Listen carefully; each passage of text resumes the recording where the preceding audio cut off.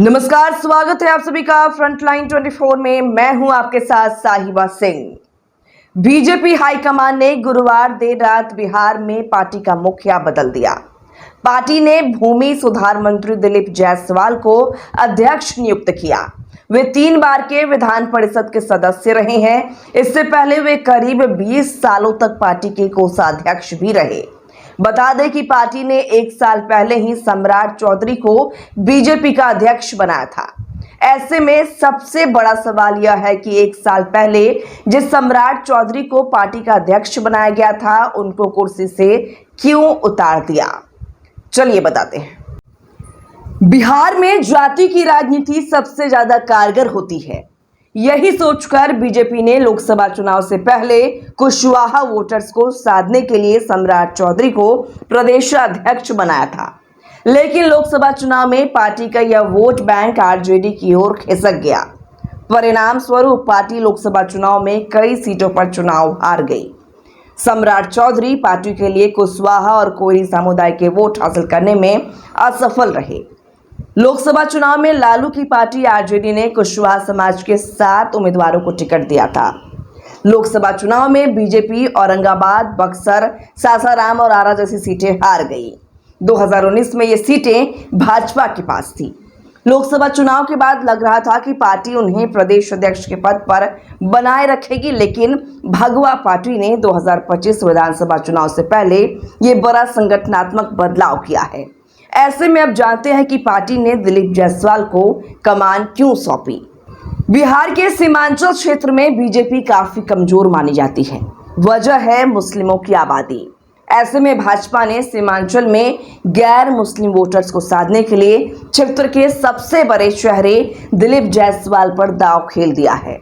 जानकारों की माने तो भाजपा वैसे वोट बैंक को मजबूत करना चाहती है। जायसवाल को अमित शाह का करीबी माना जाता है। अति पिछड़ा वोटर्स को साधने के लिए पार्टी ने दिलीप जायसवाल पर भरोसा जताया है।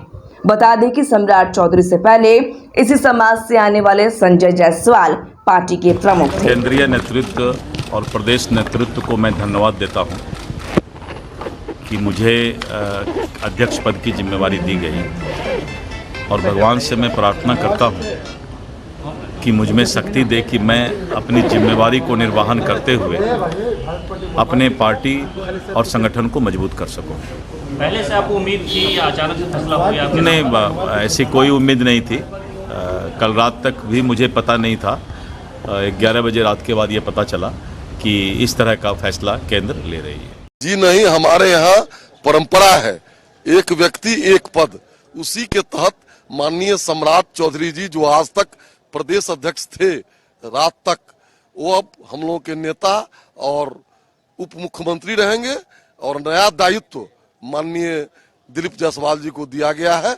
आपके माध्यम से मैं उनको हृदय की गहराइयों से धन्यवाद देता हूँ। बता दें कि अब बिहार में अब तक पार्टी ने ओबीसी और अग्रणी जाति के नेताओं को प्रदेश अध्यक्ष पद की कमान सौंपी है, लेकिन कोई दलित नेता अभी तक इस पद पर नहीं पहुंच पाया है।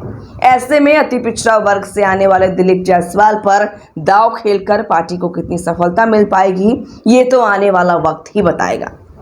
तो चलिए बात कर लेते हैं कि कौन है दिलीप जायसवाल। 61 साल के दिलीप जायसवाल वैश्य समाज से आते हैं। खगड़िया जिला के रहने वाले दिलीप जायसवाल नीतीश कुमार की सरकार में राजस्व एवं भूमि सुधार विभाग के मंत्री हैं। वह किशनगंज स्थित माता गुजरी मेमोरियल मेडिकल कॉलेज के एमडी भी हैं।